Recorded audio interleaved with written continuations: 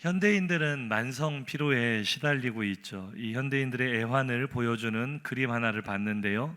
밤새 자는 동안 이 에너지가 다 충전이 됐는데 아침에 눈을 뜨고 일어나자마자 방전되는 이런 서글픈 일들이 우리에게 매일 일어나고 있지는 않은지 옆 사람 얼굴 한번 바라보세요. 피곤해 보이세요? 활기가 넘쳐 보이세요?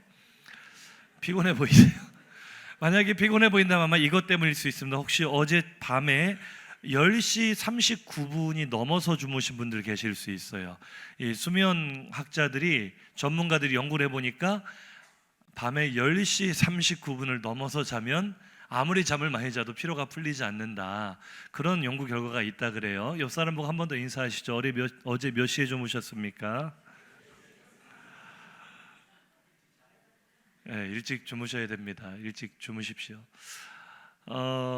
피곤하다는 말을 우리가 항상 입에 달고 살아가는 사람들이 많은데요. 이게 그냥 습관처럼 피곤하다고 하는 건지 아니면 진짜로 피곤한지 점검해 볼 수 있는 방법이 있다고 합니다. 혹시 직장에서 일터에서 일을 하다가 피곤을 느끼십니까? 정상입니다. 혹시 책을 보거나 공부를 하다가 피곤을 느끼신다면 정상입니다. 그런데 내가 정말 좋아하는 드라마를 보거나 스포츠, 야구, 축구, 중계를 보는데 피곤하십니까? 옆 사람 보고 인사하시죠. 위험합니다. 굉장히 위험한 상태예요. 사람은 자기가 굉장히 좋아하는 일에 몰두할 때는 피곤을 느끼지 못한다 그래요. 그런데 내가 정말 좋아하는 일을 하면서도 피곤을 느낀다는 것은 지금 굉장히 피곤한 상태라는 거죠. 자, 그런 의미에서 한번 생각해 볼까요? 지금 예배를 드리는데 피곤하십니까? 대답을 안 하시죠. 한번 인사하시죠. 굉장히 위험한 상태입니다. 둘 중 하나예요. 이게 별로 좋지 않거나 예배가 즐겁지 않거나, 다시 말하면 하나님과의 관계가 별로 좋지 않거나, 아니면 정말 너무나 피곤하거나, 둘 중 하나겠죠. 사실 우리가 신앙생활을 하면서도 이렇게 피곤을 느낄 때가 있습니다. 피로감을 느끼는데 여러 가지 이유가 있겠죠. 먼저는 우리가 세상을 살아갈 때도 우리는 좀 다르게 살아야 돼요. 구별된 삶을 살아가다 보면 피곤한 일들이 많습니다. 그냥 세상 사람들과 똑같이 살아가면 괜찮을 텐데 뭔가 좀 다르게, 구별되게, 거룩하게 살려고 하다 보면 피곤하죠. 그런가 하면 성도들의 피로감에 저는 가장 많은 지분을 차지하는 게 이거라고 생각합니다. 새벽 기도에. 누가 만드는지는 몰라도 새벽 기도 하다 보면 피곤해요, 안 피곤해요? 그래도 해야 될 줄 믿습니다. 한번 인사하시죠. 그래도 새벽 제단을 쌓아야 합니다. 사실 새벽 기도하면 많이 피곤하죠. 그리고 이제 많은 분들이 느끼겠지만 주일에 이 교회에 나와 주일을 성수하면서 또 예배만 드리는 게 아니라 많은 우리가 사역에 봉사하잖아요. 또 헌신하잖아요. 이 일들이 어떨 때 보면 일주일 동안 우리가 삶의 자리에서 열심히 일하는 것과 별반 다르지 않을 정도로 많은 에너지를 쓰는 분들도 있어요. 어제도 교회 와서 청소하시는 셀들, 식사 준비하시는 셀들, 오늘도 예배를 위해 찬양 연습하고 주차로 봉사하고 안내하고 여러 가지 모양으로 또 주일학교 교사로 섬기고 열심히 사역하는 분들, 피곤하세요? 안 피곤하세요? 말을 차마 못하고 계신데 지난주에 교사주일 위로받았는데 피곤하다고 하면 안 될 것 같고, 엿새 동안 삶의 자리에서 열심히 일을 했는데 일곱째 날에 교회에 와서는 더 죽도록 일을 하니 쉴 틈이 있습니까? 없습니까? 하나님 말씀에는요, 출애굽기 34장 21절을 보니까 엿새 동안은 일하고 일곱째 날은 어떻게 해라? 쉬라 그랬어요. 쉬라 그랬어요. 그런데 우리가 오늘 쉽니까? 열심히 일합니까? 열심히 일해요. 아무리 생각을 해봐도 하나님은 근로기준법 위반으로 신고를 해야 될 것 같은데 어디에 신고를 해야 될지 모르겠어요. 그래서 오늘 삶에 지쳐있는 성도들, 또 교회 나와 열심히 봉사하고 헌신하다가 지친 마음을 가진 성도들에게 오늘 말씀이 가장 큰 위로 되시기를 예수 이름으로 축복합니다. 사실 오늘 본문을 읽었는데요, 느헤미야 시대에 이제 느헤미야를 따라 3차로 예루살렘, 유다로 복귀한 사람들이요, 귀환한 사람들도 우리 이상으로 굉장히 피곤한 삶을 살았을 거예요. 지난주에 말씀드렸지만 느헤미야의 가장 중요한 프로젝트는 무너진 예루살렘 성벽을 재건하는 것이었습니다. 성전이 다시 세워진 지 100여 년의 시간이 흘렀지만 여전히 그들은 외부의 적들로부터 자신들을 지켜줄 아무런 울타리를 갖지 못한 상태였어요. 그래서 지난주에 우리가 말씀 살펴볼 때 느헤미야의 마음을 가져야 된다. 누군가의 울타리가 되어주는 그 마음을 가져야 된다. 우리가 그 말씀을 살펴봤잖아요. 느헤미야의 중요한 프로젝트가 이 성벽을 재건하는데, 공사를 하는 건 굉장히 힘든 일이잖아요. 그냥 재건해도 힘들었을 텐데 문제는 이것을 바라보며 조롱하며 모욕하는 사람들이 있었고, 급기야는 이 성벽이 한 절반 정도 지어지자 본격적으로 쳐들어와서 이것을 허물고 방해하는 대적들이 있었습니다. 느헤미야 4장 7절 이하부터 보면은 산발락과 도비아라는 사람이 나오는데, 이 사람들은 각각 사마리아를 다스리는 총독과 암몬 지역을 다스리는 총독들이었는데, 지난주에 말씀드렸죠. 이 행정적으로는 페르시아 제국에서 예루살렘은 이미 황폐가 돼서 버려진 도시였기 때문에 실질적으로는 사마리아의 속주 역할을 했어요. 그러니 예루살렘이 독립된 도시로서 위용을 갖추고 성벽을 쌓게 되면은 사마리아 입장에서는 굉장히 많은 손해를 보는 거예요. 그러니까 어떻게 하든 그 성을 쌓지 못하도록 와서 이제 예루살렘으로 가서 우리가 군사를 이끌고 가서 그들을 죽이자, 성벽을 허물자. 그래서 그들 때문에 느헤미야는 10절에 보시면 파수꾼을 둬서 그들이 쳐들어오는 것을 감시하게 했습니다. 그러니 이게 굉장히 정신적으로도 스트레스를 많이 받고 생명의 위협도 받고 일도 힘들다 보니 백성들의 힘이 다 빠져버린 거예요. 이래가지고 성벽을 우리가 못 쌓겠다. 굉장히 피곤한 상태였죠. 그러나 느헤미야는 포기하지 않았습니다. 적들이 쳐들어오면 나가서 싸우자. 그래서 절반은 아예 무장을 시켜서 싸울 수 있는 사람들로 만들어 놓고 절반은 일하는 사람들로 만들어 놓고, 그림 한번 보여주시면은요, 이렇게 사람들을 나누어서 일하는 사람, 망대 파수하는 사람, 싸우는 사람, 이렇게 했을 뿐만 아니라, 이게 지금 이제 느헤미야 4장 17절 이하의 말씀을 한번 읽어볼까요? 이로부터 성을 건축하는 자와 짐을 나르는 자는 다 각각 한 손으로 일을 하며 한 손에는 병기를 잡았는데, 건축하는 자는 각각 허리에 칼을 차고 건축하며 나팔 부는 자는 내 곁에 섰었느니라. 자, 그림 한번 보여주세요. 이 성벽을 짓는 일 자체도 굉장히 힘든데요, 각각 완전 무장을 한 상태로 이 건축을 하는, 무거운 돌들을 나르며, 군대에서 완전 군장 다 하면은 무겁잖아요. 행군할 때 그 상태로 건축하는 일을 한다고 생각을 해보세요. 쉽겠어요? 어렵겠어요? 너무나 고통스러운 거예요. 칼을 찼다는 것은 무장 자체로도 힘들지만 언제든 적군이 쳐들어와서 우리를 죽일 수 있다는 위험에 노출되었다는 뜻이기도 하거든요.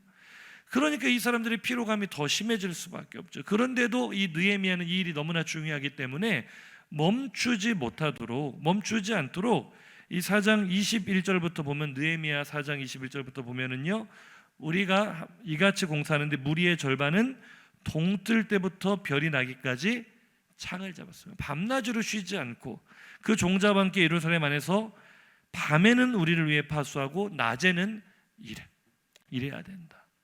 그러니까 밤낮으로 이 극심한 긴장감 속에 또 무거운 군장을 메고 또 건축의 일을 하는 이들의 피로감이 극에 달했다고 볼 수가 있겠죠. 다행히 이런 어려운 상황 속에서 하나님의 은혜로 붙들어 주셔서 52일 만에, 6장에 보면 52일 만에 성벽 재건이 다 되었다. 하나님의 은혜인 줄로 믿습니다. 그런데 굉장히 짧은 기간에 공사가 마쳐진 게 정말 하나님의 은혜인 게 뭐냐면요, 공사 기간이 조금만 길어졌다면 아마 느헤미야가 먼저 쓰러졌을 것 같아요. 밤낮 잠도 못 자고 그 무거운 일들을 이 짊어진 이 느헤미야와 유다 사람들, 성벽이 완공이 되었지만 그들의 지친 마음과 그들의 심령은 한 번에 회복되지는 않았겠죠. 어떻게 해야 이들이 역동적으로 다시 일으켜 세워질 수 있었을까? 어떻게 그렇게 세워지고 회복이 될까? 오늘 우리가 살펴볼 주제입니다. 연세대학교 언론영상학부 김주환 교수가 지난 2006년에 우리나라에 처음 소개한 말이 있어요. 회복 탄력성. 지금은 이제 많이 들어보신 말일 텐데, 이 회복 탄력성, 영어로는 resilience라고 하는데, 이 단어는 본래 이 운동선수가 부상을 당했다가 회복되는 그 능력, 회복력을 뜻하는 단어였는데 이것이 이제 이 김주환 교수에 의해서 심리학적 용어로 재탄생이 되었죠. 그래서 오늘날은 이 말을 다음 그림 보시면 어떤 식으로 쓰냐면 우리를 다시 일으켜 세우는 힘, 우리가 어려운 일을 만났을 때, 힘든 일을 만났을 때 낙심하지 않고 절망하지 않고 다시 일어설 수 있는 마음의 근육, 그것이 바로 회복 탄력성이다. 이런 식으로 이 용어를 많이 쓰는데요. 한번 옆 사람에게 인사해 보실까요? 그대의 회복 탄력성은 어디서부터 나옵니까? 오늘 말씀을 통해 우리가 살펴볼 내용이 이거예요. 무너졌을 때, 우리가 너무나 힘들고 지쳐 쓰러졌을 때 우리를 다시 일으키는 힘이 어디서부터 오는가, 무엇이 그 힘인가를 살펴보는 거죠. 우리는 우선적으로 이렇게 생각을 합니다. 지금 내가 너무 바쁘기 때문에 힘들다. 지금 나에게 너무나 많은 문제들이 있고 너무나 많은 일들이 내게 몰려오기 때문에 내가 도저히 회복이 안 된다. 이 일이 끝나면 내가 회복될 것 같다. 우리가 이런 생각을 하거든요. 그래서 교회 사역을 권유할 때도 목사님 제가 지금은 너무 바쁩니다. 이 일만 맞춰놓고 제가 헌신하겠습니다 하시는 분들이 계시거든요. 아직도 안 하고 계세요. 이게 일이 끝난다고 우리가 자동적으로 회복되는 것은 아닌 것 같아요. 왜냐하면 오늘 본문을 보면 성벽 재건 이 공사가 52일 만에 마쳐졌잖아요. 그러면 그들은 그 공사를 맞춰놓고 그 자체로 위로와 기쁨을 얻었을까? 이제는 대적들의 위협으로부터 자신들을 안전하게 지켜줄 성읍 안에 거하게 되었으니 그들의 피로가 다 사라지고 그들이 평안을 누리게 되었을까? 오늘 본문을 보니까 그렇지는 않았던 것 같아요. 1절 상반절을 보겠습니다. 이스라엘 자손이 자기들의 성읍에 거주하더니 하였더니 7째 달에 이르러 모든 백성이 일제히 수문 앞 광장에 모여. 자, 너무나 힘들었던 공사라는 것을 서두에 말씀을 드렸는데 그 공사가 52일 만에 마쳤습니다. 그리고 지금 얼마의 시간이 흘렀어요? 7달이나 시간이 흘렀어요. 그러니까 육체적인 피로가 회복되기에 충분한 시간이고 또 이제는 성 안에 안전하게 안정적인 삶을 살아간 지도 7달이나 지났다는 거죠. 그럼에도 불구하고 그들의 마음속에는 여전히 채워지지 않은 공허한 마음이 있었던 것 같아요. 오늘 그들이 일제히 수문 앞 광장에 모였다라는 것은 이대로는 안 되겠다라는 공감대가 형성이 됐다는 겁니다. 우리 왜 이렇게 피곤하지? 우리 왜 이렇게 만족이 없지? 우리 왜 이렇게 기쁨이 없지? 분명히 이제 성전도 다 지었고 성벽도 다 지어져서 이제는 옛날의 모습을 갖춰가는 것 같은데 왜 우리는 정작 이렇게 피로로부터 벗어나지를 못하지라는 그런 만성 피로, 영적 만성 피로를 그들이 느꼈다는 거죠. 그래서 약속이 난 듯이 수문 앞 광장으로 그들이 뛰쳐나온 거예요. 오늘 우리도 이들과 동일한 영적 피로감을 느끼고 있습니다. 바쁘고 힘든 일만 끝내놓으면 평안과 기쁨이 찾아올 줄 알았는데 이상해요. 끝냈는데도 알 수 없는 영적 피로가 우리를 사로잡을 때가 있어요. 예를 들어 볼까요? 우리는 지지난주죠. 이제 꽃빛 축제라는 큰 행사를 잘 치렀습니다. 하나님께서 은혜로 이 행사에 복을 주신 줄로 믿습니다. 그럼 우리 주일학교 교사들 입장에서는 큰 행사를 치렀으니까 이제 마음이 좀 편안하고 얼굴에 화색이 돌아야 되겠어요? 피곤에 쪄들어 있어야 되겠어요? 그래야겠죠. 옆 사람 한번 바라봅시다. 우리 교사들이 왠지 지쳐 보이는 것은 기분 탓이겠죠. 우리 회복되기를 주의 이름으로 축복합니다. 광고에서는 그렇게 말합니다. 피로회복제는 어디에 있다고요? 약국에 있답니다. 바카스를 사 먹어도요, 비타 500을 먹고 요즘은 또 뭐 구론 그 먹어도요 피곤이 안 풀려요. 피로회복제가 약국에 있다는데 사 마셔도 피로가 풀리지 않아요. 우리는 왜 일을 끝내놔도 피로가 풀리지 않고 왜 열심히 수고하고 애쓴 다음에 휴식을 취해도 이 피곤이 끝나지 않을까? 나를 다시 일으켜 세울 피로회복제는 과연 어디에 있을까? 오늘 본문을 통해 우리가 살펴볼 텐데요. 첫 번째는요, 따라 하실까요? 피로회복제는 말씀 안에 있습니다. 뻔한 이야기나 상투적인 이야기를 하려는 게 아니고 오늘 본문 한번 볼게요. 1절 하반절을 보겠습니다. 7째 달에 이르러 모든 백성이 일제히 수문 앞 광장에 모여 학사 에스라에게 여호와께서 이스라엘에게 명령하신 모세의 율법책을 가져오기를 청하매. 자, 오늘 느헤미야 8장인데요. 다시 에스라가 주인공으로 등장을 합니다. 느헤미야보다 벌써 한 14년여 전에 귀환에 있었던 에스라. 느헤미야는 굉장히 유능한 행정가였습니다. 리더십이 있었죠. 그 위기 속에서도 성벽을 재건하고 또 조직도 재정비를 했습니다. 그러나 그 성벽 재건이 느헤미야의 가장 중요한 프로젝트였음에도 불구하고 느헤미야 전체 분량의 절반도 되지 않아요. 6장에서 다 끝납니다. 그리고 오늘 8장에서 이 내용이 반전되는 가장 중요한 전환점에 느헤미야가 아니라 에스라가 다시 전면에 등장한다는 게 무슨 의미겠어요? 아무리 유능한 사람이라 할지라도, 아무리 훌륭한 리더가 있다 할지라도, 아무리 그 힘에 의해 우리가 일들을 잘 수행한다 할지라도 우리의 영적 피로는 그것들로 해소될 수 없다는 거예요. 무엇이 필요한가? 말씀이 필요하기 때문에 오늘 성경은 말씀 전문가인 에스라를 다시 무대의 중심으로 불러오는 겁니다. 백성들이 알고 있었어. 오직 하나님의 말씀만이 우리의 텅 비고 지친 마음을 다시 이렇게 세울 수 있겠구나. 성벽이 세워져도 만족이 없는 이 마음은 하나님의 말씀만이 채워줄 수 있겠구나. 그랬을 때 그들의 요청은 에스라에게 부탁하는 겁니다. 모세의 율법책을 우리에게 들려주십시오. 오늘 우리에게도 그런 갈망이 있기를 주의 이름으로 축복합니다. 그래서 이제 에스라가 수문학 강장에서 3절부터 보시면 말씀을 낭독하는데 이제 특징적인 부분을 볼까요? 자, 시간, 말씀을 낭독한 시간이 언제부터 언제까지? 새벽부터 정오까지. 새벽부터 정오는요, 아무리 시간을 짧게 잡아도 최소 6시간 이상입니다. 별로 느낌이 안 오시는 것 같은데 제가 지금부터 설교를 시작해서 오늘 저녁 6시까지 설교를 하겠습니다. 이제 느낌이 좀 오신 것 같은 표정이. 얼마나 이게 힘든 일인지 몰라요. 6시간을 장장 말씀을 듣는데 그들은 한 사람도 지루해하거나 피곤한 기색이 없이 그 말씀을 들었다는 거예요. 그런 말씀에 대한 갈망이 있기를 주의 이름으로 축복합니다. 남자나 여자나 알아들을 만한 모든 사람 앞에서 그 말씀을 읽었을 때 모든 백성들은요, 그 율법책이 어떻게 했다고요? 귀를 기울였어요. 할렐루야. 우리 화평교회는 예배 분위기가 너무나 좋은 교회인 줄로 믿습니다. 조는 분이 한 사람도 없잖아요. 귀를 기울이고 있는 줄로 믿습니다. 이제 좀 아멘 소리가 나네. 할렐루야. 귀를 기울이는 이 말씀에 대한 집중도는요, 아멘 소리와 비례할 줄로 믿습니다. 제가 지난주에 대광교회 헌신예배를 가보니까요, 대광교회도 정말 예배 분위기가 좋더라고요. 그런데 우리가 정말 보고 배워야 될 게 뭐냐면은 아멘 소리가 그렇게 쩌렁쩌렁한데 아멘 좀 해보세요. 제 생각에는 울산에서 화평교회 다음으로 아멘 소리가 크지 않은가. 이렇게 하면 우리가 훨씬 지는 거고요. 인사합시다. 지지 맙시다. 말씀에 귀를 기울이고 듣다 보면은요, 이 말씀이 내게 복이 될 말씀이구나, 이 말씀이 나를 살리겠구나 느껴질 때마다 우리는 아멘 아멘 할 줄로 믿습니다. 오늘 본문에도 나오잖아요. 백성들이 아멘 아멘 하며 반응했다는 거예요.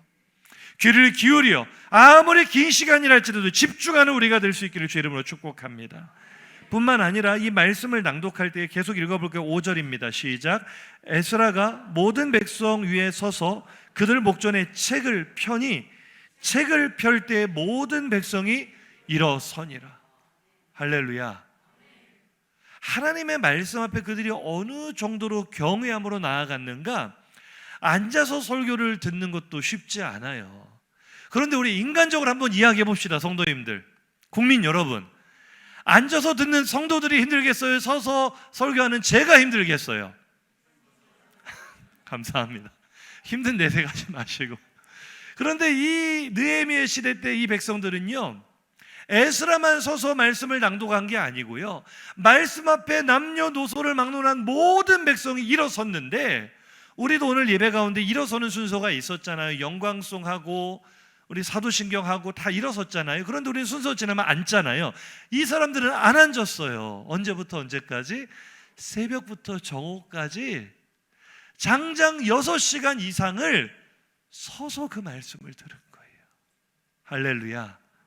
말씀에 대한 사모함. 혹시 이 자리에 피곤하신 분이 계십니까? 지쳐 계신 분이 계십니까? 이 말씀이 나를 살리고 나를 모든 피로로부터 다시 일으켜 세울 줄로 믿습니다. 이 말씀에 대한 간절한 사모함이 없다면 우리의 영적 피로는 계속될 거예요.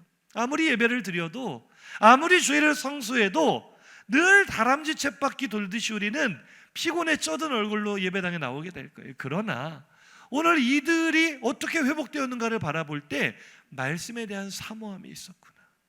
그리고 사모하는 자에게 하나님이 주시는 은혜는요, 말씀을 들을 귀를 열어주십니다. 말씀을 담을 마음을 열어주십니다. 7절 하반절부터 볼게요. 시작. 레위 사람들은 백성이 제자리에 서 있는 동안 그들에게 율법을 깨닫게 하였는데 하나님이 율법책을 낭독하고 그 뜻을 해석하여 백성에게 그 낭독하는 것을 다 깨닫게 하니 백성이 율법의 말씀을 듣고 다 우는지라. 할렐루야. 오늘 본문을 보면 에스라가 나무 강단에 서서 말씀을 낭독할 때 좌우편에, 에스라의 좌우편에 이 말씀을 각각 백성들의 무리에게로 들어가 해석해주고 설명해주는 동역자들이 있었답니다.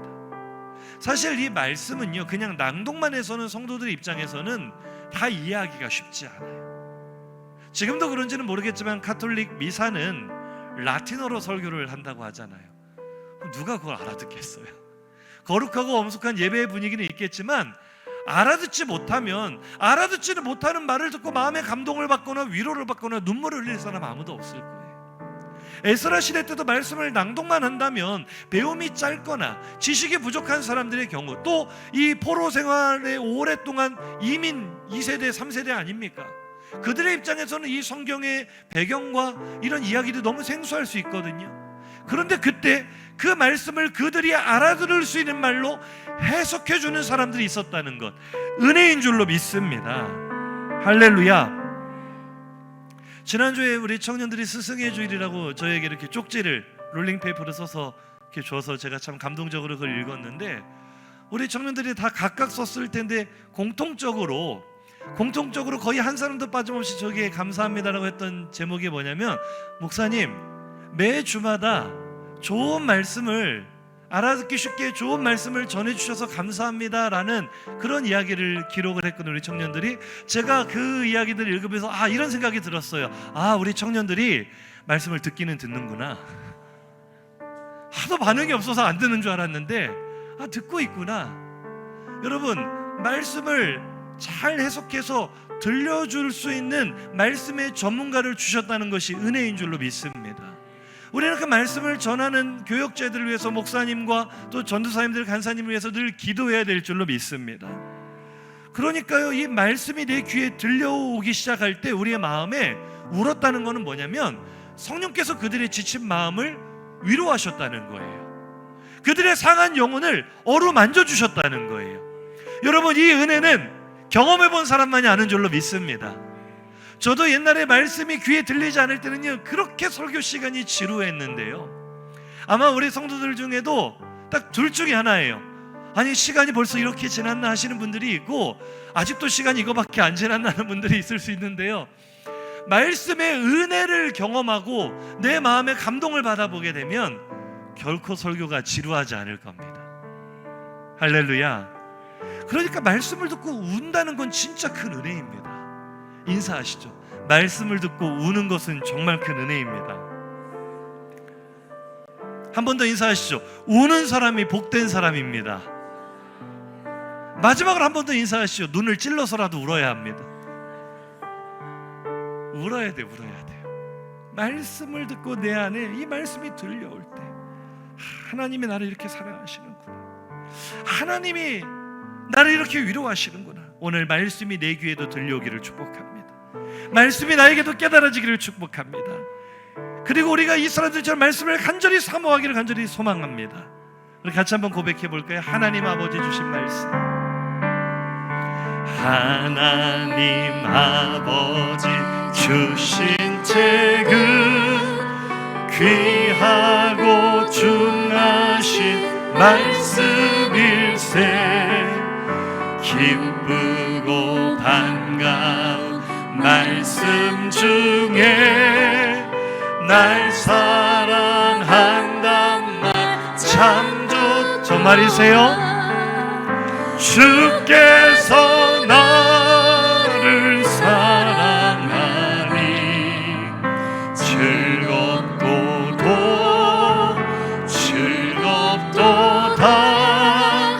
주께서 나를 사랑하니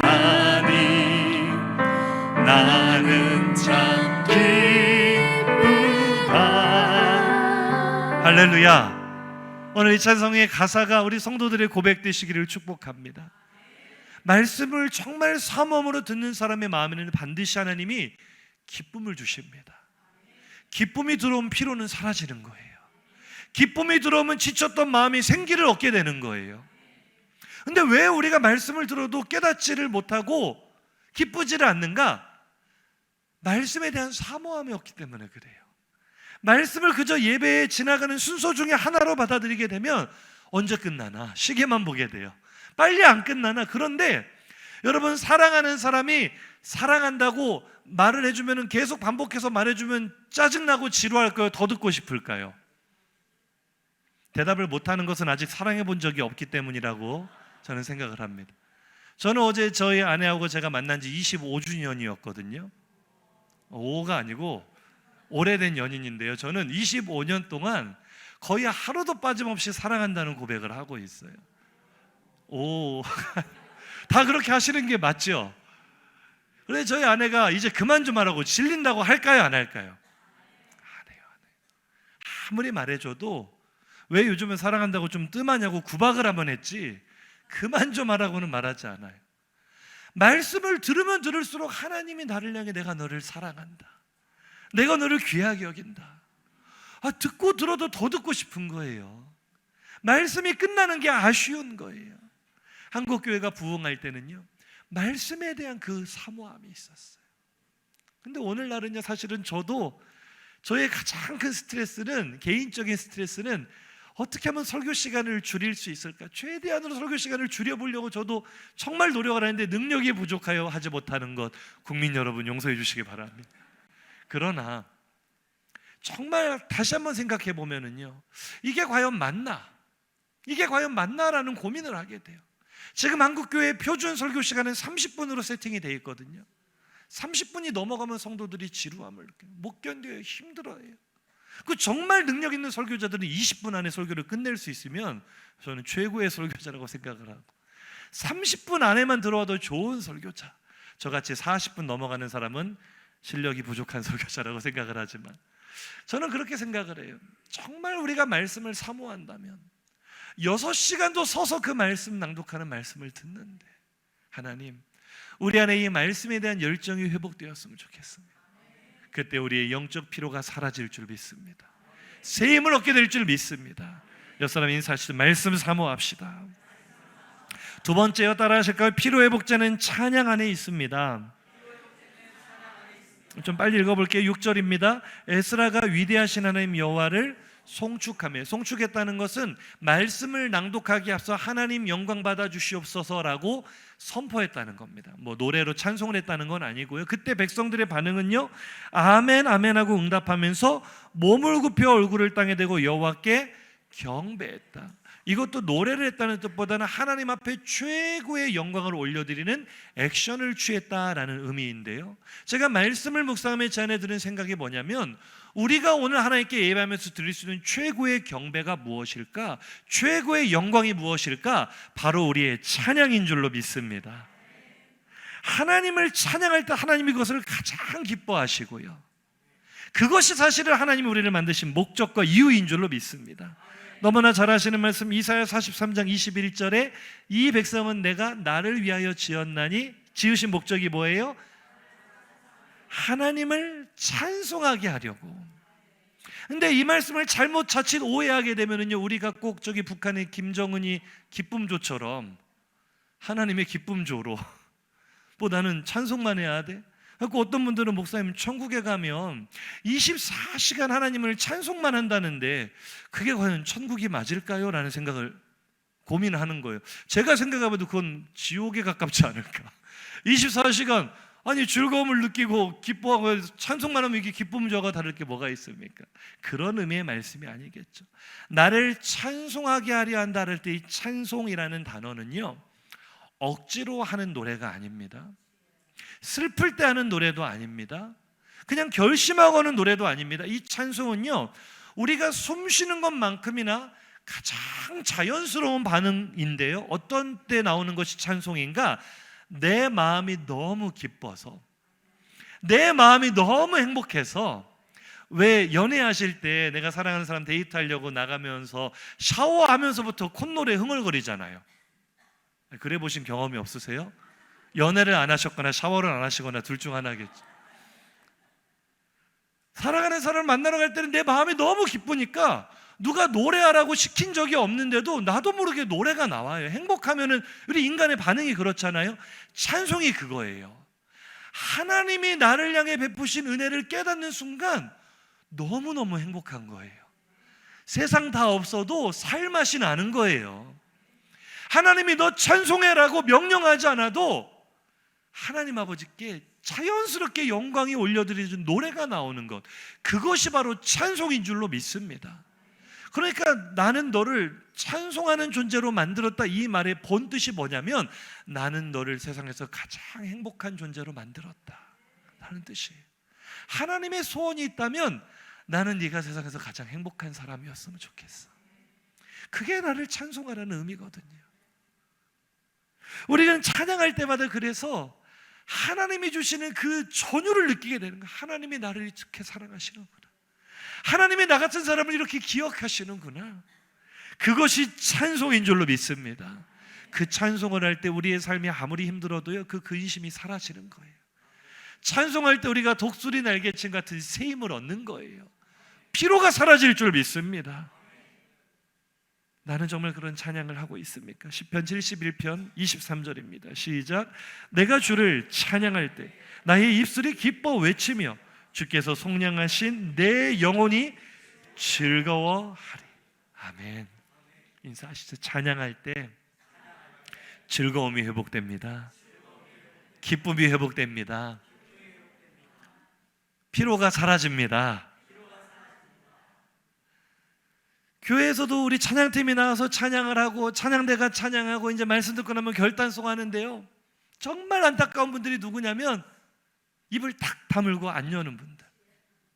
내가 모르는 찬양이라고 안 하고, 오늘 기분이 안 좋다고 안 하고, 오늘 찬양 인도하는 싱어들 중에 내 마음에 안 드는 사람이 있다고 안 하고.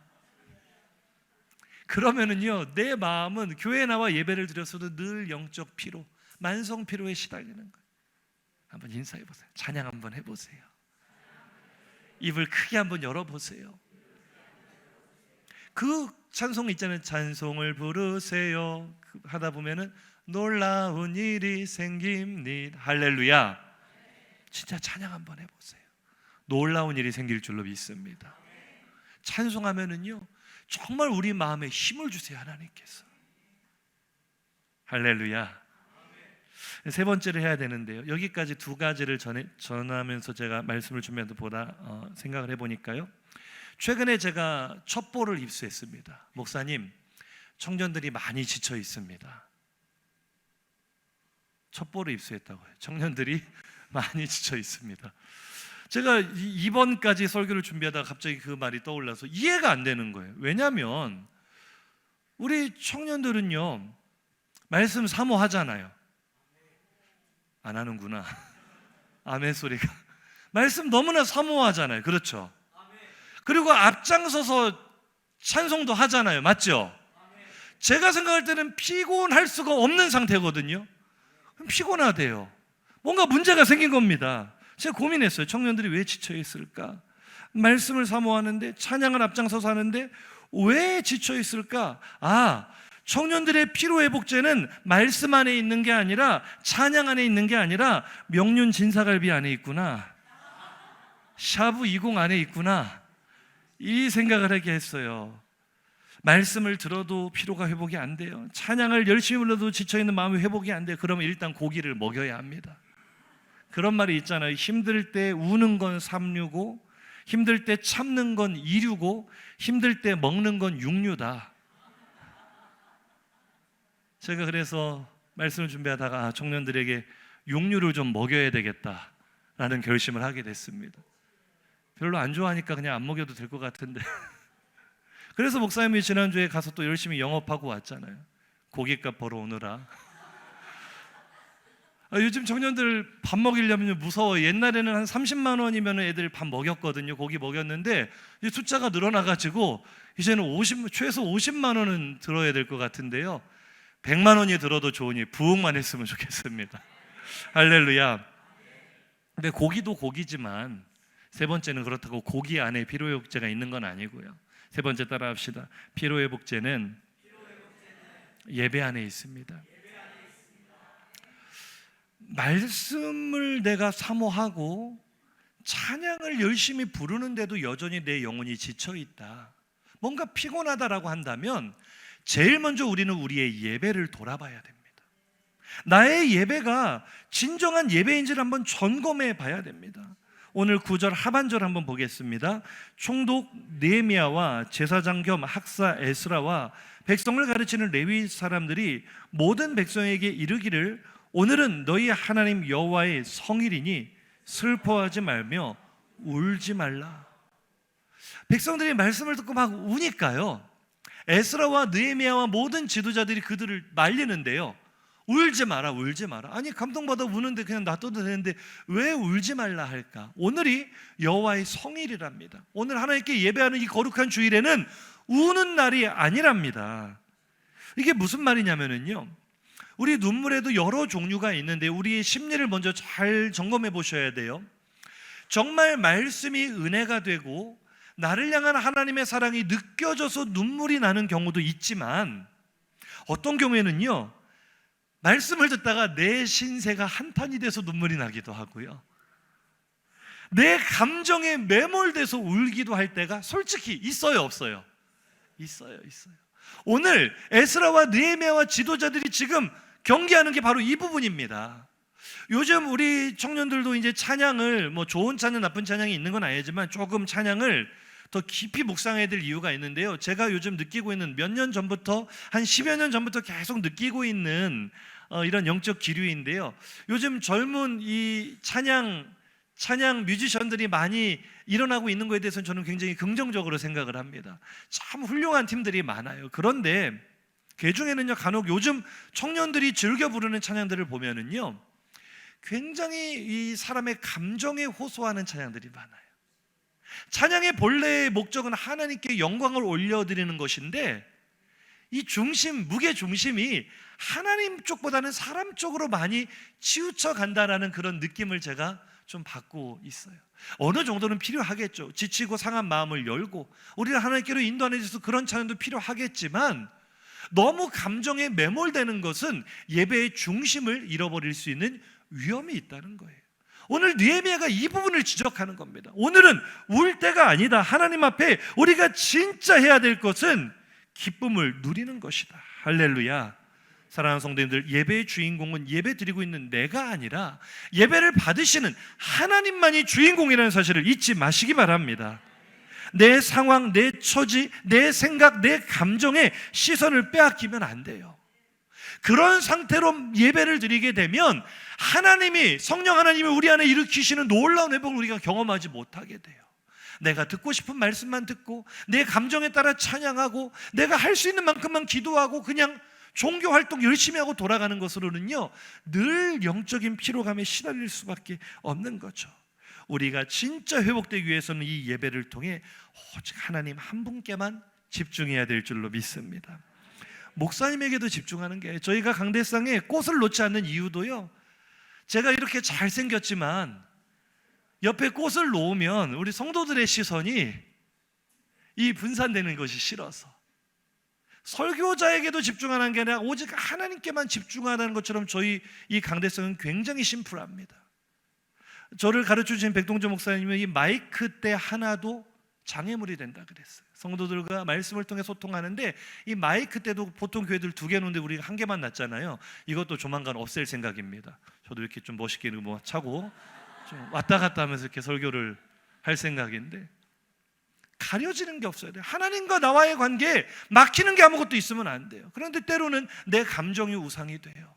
내 형편과 처지 상황이 우상이 돼요. 그래서 하나님께 집중하기보다는 내 문제에 집중을 하다 보니 성령님이 내게 부어주시는 기름 부으심을 경험하지 못하게 되는 거죠. 그러나 우리가 내 문제를 떠나서, 내 상황을 떠나서 살아계신 하나님께 집중하다 보면 그분의 존재가 느껴지게 됩니다. 그분의 사랑과 긍휼이 느껴지게 됩니다. 그때 우리 몸에, 온몸에 진동이 오는 것 같은 전율이 있습니다. 그리고 우리 마음속에 뭐라 형용할 수 없는, 내가 기쁘려고 해서 기쁜 게 아니라 상황을 보면 기뻐하면 이거 이상한 거거든요. 기뻐할 수 없는 상황인데 이상해요. 하나님께 집중하여 예배를 드리고 나면 말로 할 수 없는 기쁨이 일어나는 줄로 믿습니다. 그것이 예배입니다. 오늘 10절 하반절을 정말 중요한 말씀이에요. 시작. 이날은 우리 주의 성일이니 근심하지 말라. 여호와로 인하여 기뻐하는 것이 너희의 힘이니라 하고. 아멘. 열심히 봉사하는 분들 가운데 마지못한 의무감으로 예배하는 분들이 계십니까? 무미건조한 심령으로 예배 자리만 채워주시는 분이 계십니까? 하나님은 우리에게 그런 영혼 없는 예배를 원하지 않으시고요, 기대감을 가지고 나오기를 원하시는데요. 우리 임영웅 씨가 오늘 콘서트 한대잖아요. 서울 월드컵 경기장에서. 표정들을 보니 다 예매에 실패하신 분들 같아요. 그러니 여기 계시겠죠.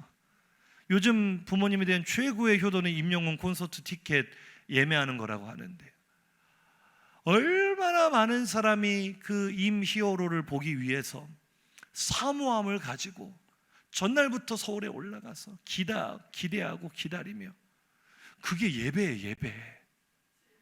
우리가 하나님을 가까이 만나는데 연예인을 만날 때만큼의 간절함이라도 있느냐는 거예요. 그 간절함이 있을 때 우리의 모든 피로가 사라질 줄로 믿습니다.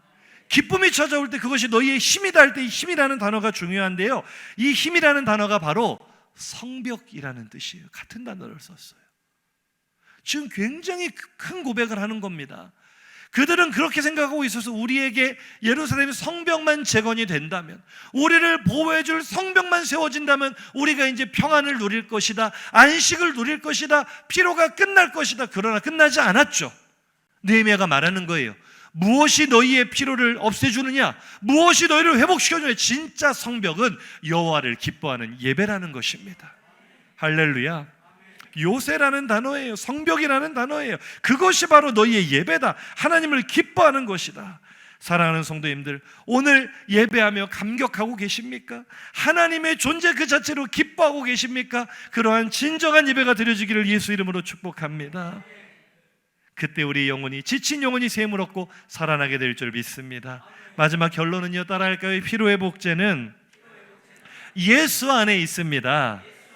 마태복음 11장 28절 시작. 수고하고 무거운 짐진 자들아 다 내게로 오라. 내가 너희를 쉬게 하리라. 아멘. 우리를 지치고 상한 심령에서 우리에게 쉼을 주시고 회복의 은혜를 주시는 분은 바로 예수 그리스도밖에 없는 줄로 믿습니다. 그래서요, 잘 보세요. 예수의 그림 보여주세요. 예수의 피로 회복됐어요. 그래서 피로 회복은 예수밖에 없습니다. 이해가 되십니까? 한번 인사하시죠. 당신은 예수의 피로 회복되었습니다. 할렐루야. 저는 이 말씀이 너무 좋더라고요. 히브리서 13장 20절 이하 시작. 양들의 큰 목자이신 우리 주 예수를 영원한 언약의 피로 죽은 자 가운데서 이끌어내신 평강의 하나님이 모든 선한 일에 너희를 온전하게 회복시켜 주신다는 거죠. 자기 뜻을 행하게 하시고 그 앞에 즐거운 것을 예수 그리스도로 말미암아 우리 가운데 이루시기를 원하노라. 아멘. 예수의 피가 우리를 자유하게 합니다. 예수의 피가 우리를 새 힘을 얻게 합니다. 예수의 피가 모든 피곤이 떠나가게 합니다. 기쁨을 회복시켜 주십니다. 오늘 지쳐있는 우리 성도들이 계시다면, 우리 청년들 많이 지쳐있다면 다시 한번 이 말씀을 새겨보세요. 나는 예수의 피로 예배하는 자인가? 예수 보혈의 능력으로 살아가는 자인가? 아무리 많은 일을 해도 지치지 않을 겁니다. 오늘 그 놀라운 회복이 이 예배를 통하여 우리에게 일어나기를 주의 이름으로 축복합니다. 우리 들은 말씀을 생각하며 결단의 찬양으로 나아가겠습니다. 찬양의 가사 가운데 그런 가사가 있어요. 하나님, 찬양할 때 내 영혼이 다시 춤추기를 원합니다. 예배할 때 내 마음이 다시 기쁘게 되기를 원합니다. 그 모습으로 내가 회복되기를 원합니다.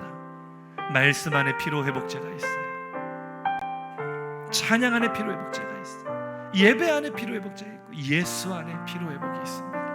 우리 말씀을 기억하며 가사를 묵상하며 뜨겁게 고백합시다. 잃어버린 나의 눈물을 찾게 하소서. 꺼져만 가는 열정을 다시 채우소서. 찬양하기로 했죠. 입을 벌려서 고백해 봅시다. 주님만이 회복시키십니다. 주 발 앞에서 무릎으로 부르짖게 하소서. 고백할까요? 찬양할 때 내 영이 춤추게 하소서. 내 삶으로 주의 영광을 드러내게 하소서. 간절한 기대와 소망으로 예배할 때 내 영이 기쁘게 이것이 회복입니다. 내 온몸이 주의 향기로 가득하게 하소서.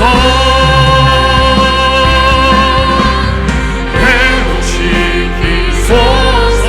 상한 나의 마음을 주님 앞에 진실하게 일어설 수 있도록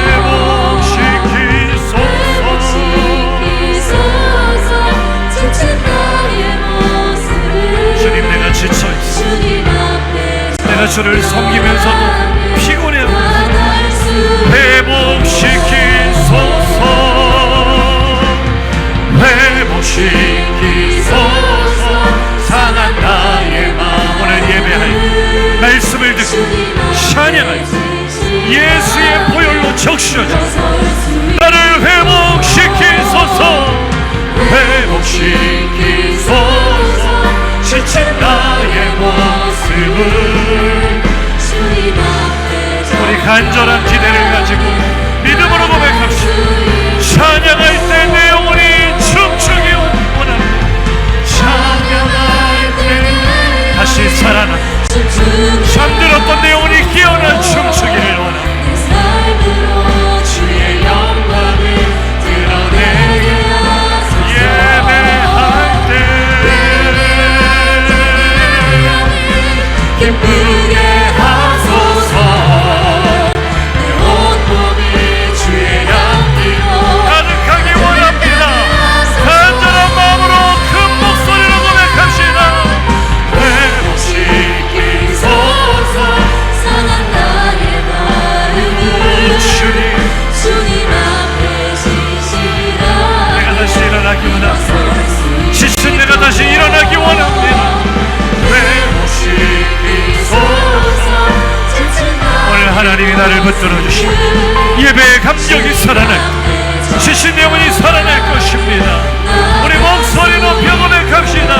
회복시키소서. 회복시키소서. 상한 나의 마음을 주님 앞에 진실하게 일어설 수 있도록 회복시키소서. 하나님, 내가 언제까지 지친 모습으로 마지못해 예배의 자리에 끌려오고치 몸이 건조하게 주 앞에 나오지 않게 원합니다. 하나님, 우리 이 시간 들은 말씀을 생각하며 간절하게 뜨겁게 통성으로 기도하겠습니다.